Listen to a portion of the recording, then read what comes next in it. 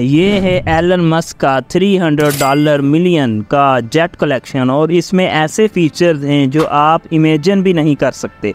लेकिन मैं आपको ये भी दिखाने वाला हूँ कि वो अपने बच्चों पे $216 मिलियन कैसे खर्च करता है और उसका 80 मिलियन का नेबरहुड, उनकी कार कलेक्शन और बहुत कुछ। लेकिन सबसे पहले शुरू करते हैं उनके शूज से, जो इतने रेयर हैं कि उन्हें 6 महीने जेल भी हो सकती थी। 2019 में उन्होंने टेस्ला मॉडल Y को टेस्ला डिजाइन सेंटर कैलिफोर्निया में रिवील किया, लेकिन वो दुनिया का सबसे बेस्ट कार रिलीज नहीं कर सकते थे बिना कुछ कंट्रोवर्शियल पहने हुए, जो कैलिफोर्निया में इलीगल है। Custom 1 of 1 air Jordan Tesla shoes ये बैन है, पोने हेयर, रेड मेटेलिक लेदर और पाइथन लेदर से। लेकिन कैलिफोर्निया में पाइथन का यूज इलीगल है और आपको 6 महीने तक जेल हो सकती है। लेकिन एलन फिर से किसी लॉ सूट का रिस्क नहीं ले रहा है, तो उसने उन्हें पहने नहीं है। वो शूज सिर्फ $1500 के हैं, जो मार्च पे पहने जाने वाला शूज से कुछ भी नहीं है। स्पेस में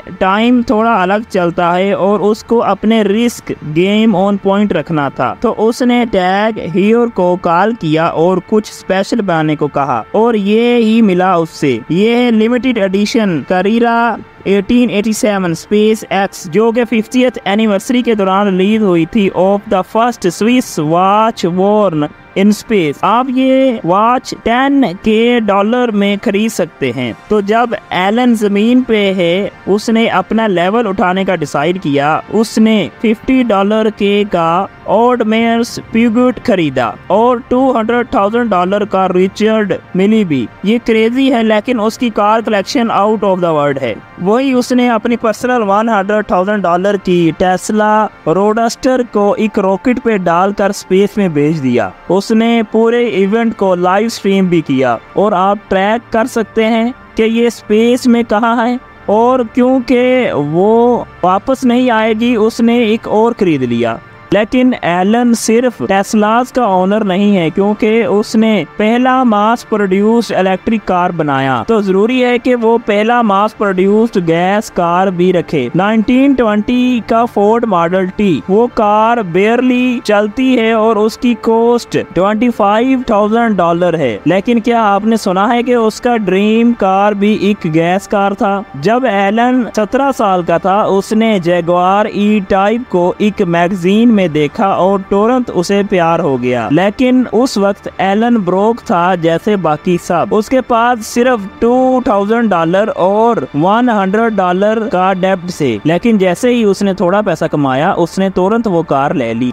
और बिलीव इट और नॉट, वो कार भी बेयरली चलती है। अब $100,000 एक ऐसे कार के लिए ज्यादा है जो ब्रेकडाउन हो, लेकिन उसकी सबसे एक्सपेंसिव कार तो उसकी लाइफ को भी रिस्क में डाल देती है। क्योंकि एलन ने पेपल से अपना पहला बैग बनाने के बाद $10 लाख का मैक्लारन F1 खरीदा। एलन को एक नई कार चाहिए थी, लेकिन उसने डिसाइड किया कि उससे कुछ और क्रेजी चाहिए, तो उसने डिसाइड किया कि वो कार खरीदे जो लिटरली सबमरीन बन सकती है। हाँ, ये जेम्स बॉन्ड की कार एक्चुअली चलती है। एक कपल ने उसके एक अबंडेंट स्टोरेज यूनिट में पाया। एलन ने एक मिल के लिए स्वैप किया और उसकी कार कलेक्शन को $2.8 मिलियन से ऊपर ले गया। लेकिन ये कार कहाँ स्टोर करेगा? शायद उसने बेल एयर में एक पूरा नेबरहुड खरीद लिया है। पहले उसने एक हाउस खरीदा जो के $17 मिलियन का था। इस मेंशन में 7 बेडरूम्स हैं, एक जिम, SPA, एक टेनिस कोर्ट। मैं ये भी कह सकता हूँ कि इसके पास अपना मूवी थिएटर भी है।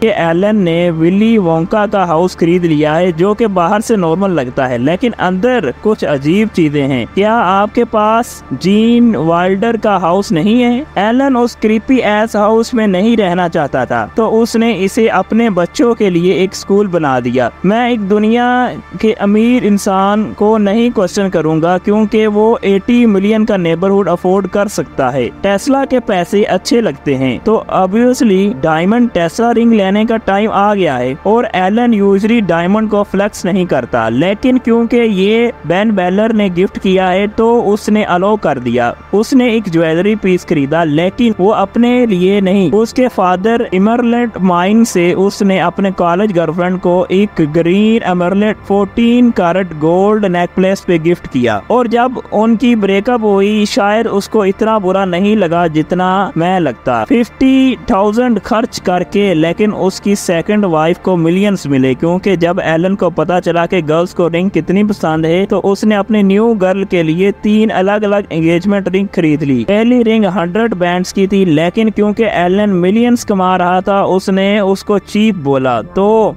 कंपनसेट करने के लिए उसने 300,000 की रिंग खरीदी। और सरप्राइज के लिए वो एवरी डे यूज के लिए थी। उसने एक और रिंग स्पेशल ओकेजन के लिए खरीदी जिसमें 10 सैफायर्स और एक इतना बड़ा डायमंड था जो कि $1 मिलियन का था। और इससे टोटल ज्वेलरी पे खर्चा $1.5 मिलियन तक पहुंच गया। क्लियरली एलन को स्पेंडिंग का बिल्कुल भी टेंशन नहीं थी, क्योंकि उसने 2 साल बाद डाइवोर्स किया और उसको 16 मिलियन भी छोड़ दिया। लेकिन अगर मैं आपको बताऊं कि वो अपने बच्चों पे और भी ज्यादा खर्च कर रहा है। एवरेज पेरेंट अपने बच्चों पे लगभग 300,000 खर्च करते हैं, लेकिन एलन बच्चों पे डेफिनेटली एवरेज से ज्यादा है। वो प्राइवेट स्कूल जाते हैं और प्राइवेट जेट में वेकेशंस पे आते हैं, जो लगभग 1 मिलियन पर ईयर हो जाता है।